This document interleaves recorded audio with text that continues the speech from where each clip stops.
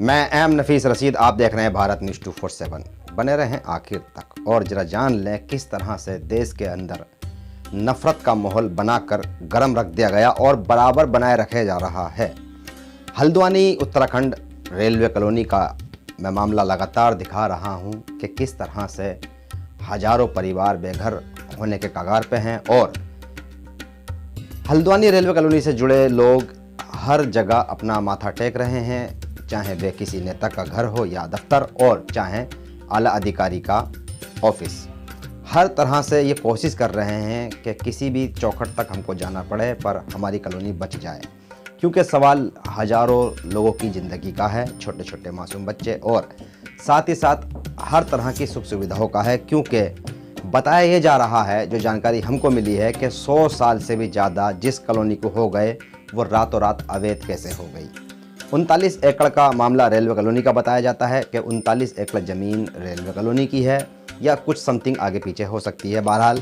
जिस तरह की जानकारियां मैं आपको दिखाने की आज कोशिश कर रहा हूं वो इस वजह से है कि भारत न्यूज़ 247 लगातार हल्द्वानी को लेकर कवरेज कर रहा है और दर्दमंदों का दर्द जानने की कोशिश कर रहा है। पर जैसे ही हमने कवरेज करनी शुरू की तो हमें टोल भी किया जाने लगा। भारत न्यूज़ को टोल किया जा रहा है और ये बताने की कोशिश की जा रही है कि आप ही खबर गलत कर रहे हो। यानी कि अगर हम जो गरीब हैं, मजलूम हैं, बेसहारा लोग हैं, जिनको डर है उनकी छत उजड़ जाने का, बेघर हो जाने का, अगर हम उनकी आवाज़ को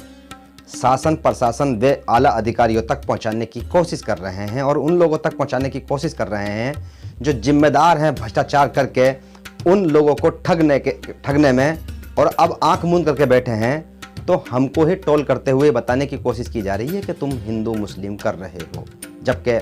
भारत न्यूज़ 247 ने लगातार ये दिखाने की कोशिश की है कि रेलवे कॉलोनी हल्द्वानी के अंदर जो हमको 50,000 की आबादी बताई गई है, उस कॉलोनी के अंदर ये भी बताया गया है कि 50,000 लोगों के बीच में मुसलमान, हिंदू, सिख, ईसाई सभी लोग रहते हैं और साथ ही साथ मंदिर भी बताए गए हैं, धर्मशालाएं भी बताई गई हैं और चौपालें भी बताई गई हैं, मस्जिदें हैं तो मदरसे भी हैं और साथ ही साथ स्कूल भी हैं। यहाँ तक कि एक प्राइमरी स्कूल का भी जिक्र हमने सुना है। अब जब सीवर है, नालियाँ हैं, खरंजे हैं, सड़कें हैं, कूड़ा ढलाव हैं और यहाँ तक कि डिस्पेंसरियाँ चल रही हैं,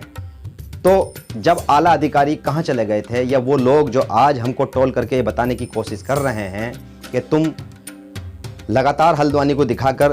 भ्रम की स्थिति पैदा कर रहे हो और कहीं ना कहीं ये दिखाने की कोशिश कर रहे हो कि तुम एक पंथ के खिलाफ यानी कि पंथ के पक्ष में खबर चला रहे हो और उत्तराखंड की सरकार को बदनाम कर रहे हो। नहीं, भारत न्यूज़ 247 का मकसद कहीं से कहीं तक भी किसी को भी भटकाना नहीं है और दर्दमंद की आवाज़ को उठाना और सरकार को जगाने की ये कोशिश है कि कहीं से कहीं तक भी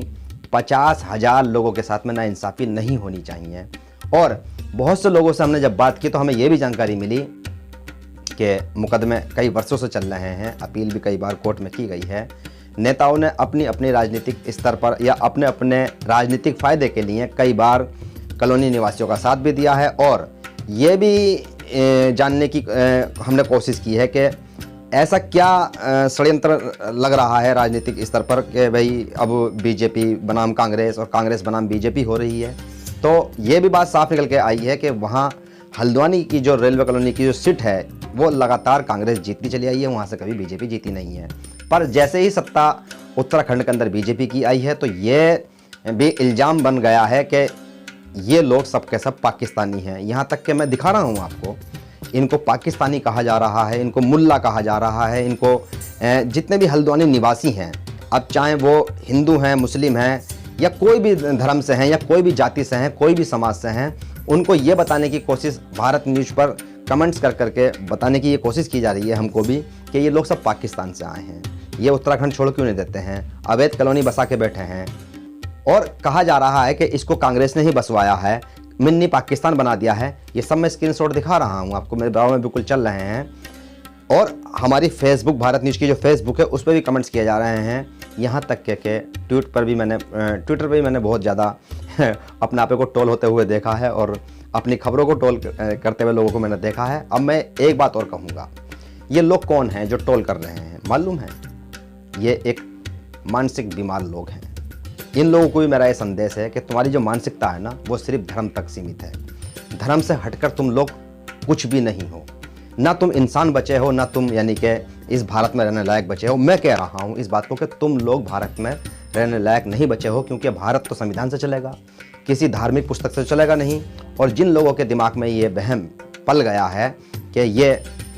मुसलमानों का देश नहीं है या हिंदुओं का देश नहीं है, ऐसा कुछ मुसलमान भी कह सकते हैं, हालांकि अभी तक किसी मुस्लिम ने ऐसा नहीं कहा है और मेरे सामने तो अभी तक कोई पोस्ट आई नहीं है। अगर किसी के पास है तो वो मुझे दिखाने की कोशिश करे, मैं भी देखना चाहूँगा कि कौन इतना पागल मुसलमान हो गया जो ये कहे कि भाई ये देश हिंदुओं का नहीं है। भाई ये देश तो सभी पंथों का है, सभी धर्मों का है, और सबसे बड़ी बात ये भारत है, भारत इंसानों का देश है। पर इस देश के अंदर कुछ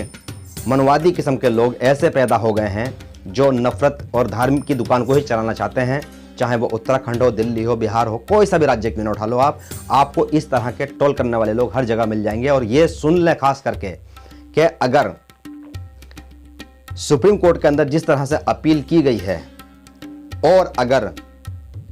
सुप्रीम कोर्ट का सम्मान करते हुए जिस तरह से सारे के सारे हल्द्वानी रेलवे कॉलोनी निवासी कह रहे हैं कि हम कोर्ट का सम्मान करेंगे और हमें कोर्ट के निर्णय पर पूरा भरोसा है, और अगर कोर्ट ने ये फैसला दे दिया कि अब इनको यहीं बसाया जाएगा और थोड़ा इधर उधर करके रास्ता क्लियर किया जाएगा, और जो रेलवे की ज़मीन है वो तो साफ़ है ही, सब बता रहे हैं कि उस पर किसी का कब्जा नहीं है, और अगर कब्जा है तो कहीं ना कहीं उन लोगों का कब्जा है जो शोर मचा रहे हैं और पाकिस्तान भेजने की बात कर रहे हैं, खास करके हल्द्वानी रेलवे कॉलोनी निवासियों को। तो उन लोगों का कब्जा ज़्यादा बताया जा रहा है। मैंने बहुत लोगों से बात की है तो यही जानकारी निकल आई है कि रेलवे कॉलोनी पूरी तरह से जो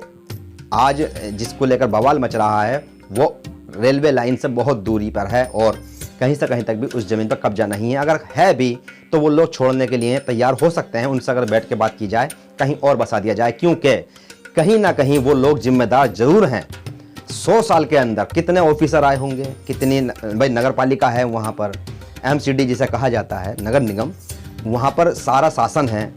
वो कौन लोग थे अफसर जो इनको बसा रहे थे? क्यों जब आंखें फूट गई थी, जब ये मकान बन रहे थे, ये दुकानें बन रही थी, तब ये सड़कें बन रही थी, तो वो लोग कहाँ थे? जब बत्ती का कनेक्शन दिया जा रहा था, पानी दिया जा रहा था, सड़कें बिछाने के साथ साथ रोड पार्किंग बनाई जा रही थी, गमले लगाए जा रहे थे, इतना कुछ इस कॉलोनी के अंदर हो रहा था, तो वो कौन अफसर थे जो अंधे थे, जिनकी आंखें फूट गई थी? उन पर कार्रवाई क्यों नहीं होगी या उन पर कार्रवाई कब होगी? सवाल उनसे भी किया जाना चाहिए, उनको भी ट्रोल किया जाना चाहिए। भारत न्यूज़ तो आज ये सिर्फ सोच रहा है कि